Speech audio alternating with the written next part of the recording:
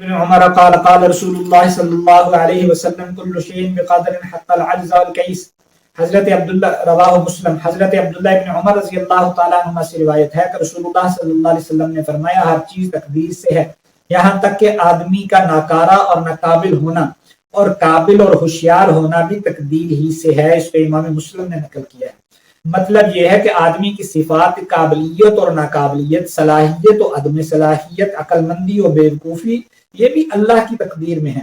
حضرت ابو ہریرہ رضی اللہ تعالیٰ عنہ سے روایت ہے، امام ترمذی نے نقل کیا ہے کہ ایک دفعہ ہم لوگ مسجد نبوی میں بیٹھے قضاء قدر کے مسئلے میں بحث کر رہے تھے کہ آقا صلی اللہ علیہ وسلم تشریف لائے اور آقا صلی اللہ علیہ وسلم نے ہماری یہ گفتگو سنی تو آپ علیہ الصلوۃ والسلام برافروختہ ہوئے، غضبناک ہوئے، یہاں تک کہ چہرہ مبارک سرخ ہو گیا.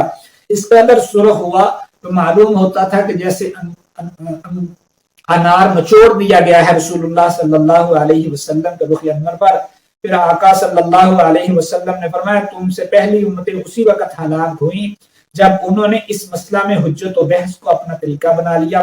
میں تم کو قسم دیتا ہوں، میں تم پر لازم کرتا ہوں اس مسئلہ میں ہرگز حجت اور بحث نہ کرو. قضاء و قدر کا مسئلہ بلا شک و شبہ نازک مسئلہ ہے، لہٰذا مومن کو چاہیے کہ اگر یہ مسئلہ اس کی سمجھ میں نہ آئے تو بحث اور حجت نہ کرے، بلکہ اپنے دل و دماغ کو اس لیے مطمئن کر لے کہ اللہ صادق و مصدوق، اللہ کے صادق و مصدوق رسول نے اس مسئلہ کو اسی طرح بیان فرمایا، لہٰذا ہم اسی طرح ایمان لائیں گے. تقدیر کا مسئلہ تو اللہ تعالیٰ کی صفات سے تعلق رکھتا ہے، تو پھر جیسا اللہ کے نبی صلی اللہ علیہ وسلم نے فرما دیا اسی کی طرف ہم چلے جائیں گے. پہلی امتیں ہلاک ہونے سے مطلب گمراہی بھی ہو سکتا ہے. قرآن مجید میں بہت جگہ ہلاکت سے گمراہی مراد ہے.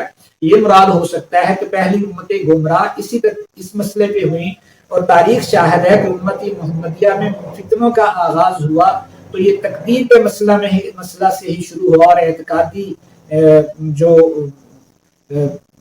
دوریاں پیدا ہوئی ہیں، اعتقادی فتنے پیدا ہوئے تو اسی مسئلہ سے پیدا ہوئے.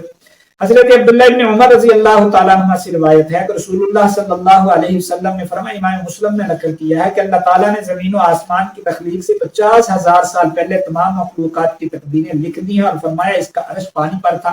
یعنی یہ اس وقت اللہ نے اپنی مشیت میں لکھ دیا تھا. اب لکھنے سے مراد کسی چیز کا مقرر کر دینا. اللہ تو لکھنے سے پاک ہے، یعنی اللہ نے قرآن مجید میں کتب علیکم القصاص تم پر مقرر کر دیے ہیں، تو اسی طرح اللہ نے یہ تقدیر مقرر کر دی تھی جیسے کتب علیکم القصاص فرمایا، یعنی کتبہ کا معنی قدرہ کا ہے.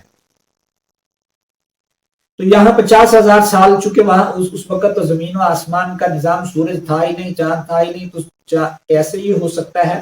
تو مراد یہ ہے کہ بہت لمبا عرصہ.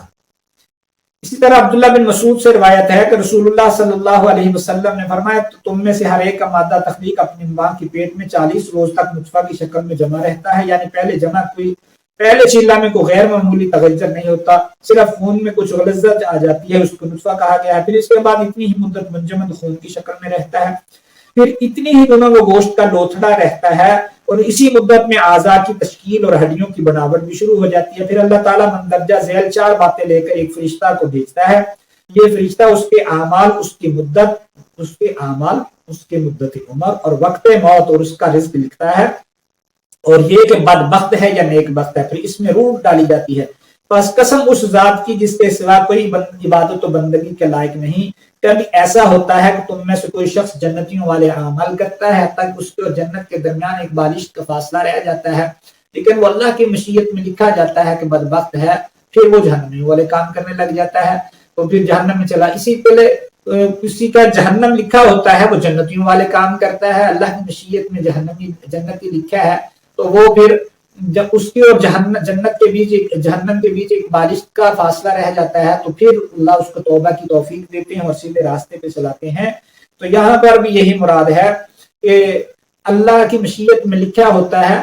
اب اعمال وہ راستہ ہے جس راستے پہ چل کے جنت میں جانا ہے، جس راستے پہ چل کے جہنم میں جانا ہے. اللہ سمجھنے کی توفیق عطا فرمائے.